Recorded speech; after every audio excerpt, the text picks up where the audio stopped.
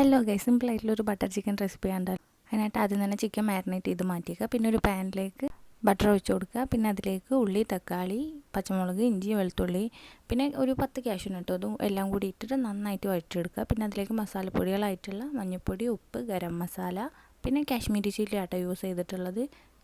ഇതെല്ലാം കൂടി നന്നായിട്ട് മിക്സ് ചെയ്ത് ഒന്ന് വഴറ്റിയെടുക്കണം കേട്ടോ. പിന്നെ അതിലേക്ക് ഒരു ഗ്ലാസ് തിളച്ച വെള്ളം ഒഴിച്ചിട്ട് നന്നായിട്ട് തിളപ്പിച്ച് വേവിച്ചെടുക്കുക. പിന്നെ അത് അവിടെ ആവുന്ന ടൈമിൽ നമുക്ക് മസാല തേച്ച് വെച്ചിട്ടുള്ളത് ചിക്കൻ വറുത്തെടുക്കാം. ചിക്കൻ അവിടെ ആവുന്ന ടൈമിൽ നമ്മുടെ മസാല നമുക്കൊന്ന് തണുപ്പിച്ചിട്ട് മിക്സിയുടെ ജാറിലിട്ട് നന്നായിട്ട് പേസ്റ്റ് പോലെ ഒന്ന് അരച്ചെടുക്കണം. പിന്നെ അത് ആ പാനിലേക്ക് തന്നെ ഇട്ടിട്ട് പാകത്തിന് വെള്ളം കൂടി ഒഴിച്ചിട്ട് നന്നായിട്ടൊന്ന് തിളപ്പിച്ചെടുക്കണം. പിന്നെ അതിലേക്ക് കെച്ചപ്പ് ഒഴിച്ച് കൊടുക്കുക. ഫ്രഷ് ക്രീം ഉണ്ടെങ്കിൽ ഈ ടൈമിൽ ഒഴിച്ച് കൊടുക്കണം. എൻ്റെ കയ്യിലില്ലാത്തതുകൊണ്ട് ഞാൻ ഒഴിച്ച് കൊടുത്തില്ല. പിന്നെ കാര്യം സിമ്പിളാണ്.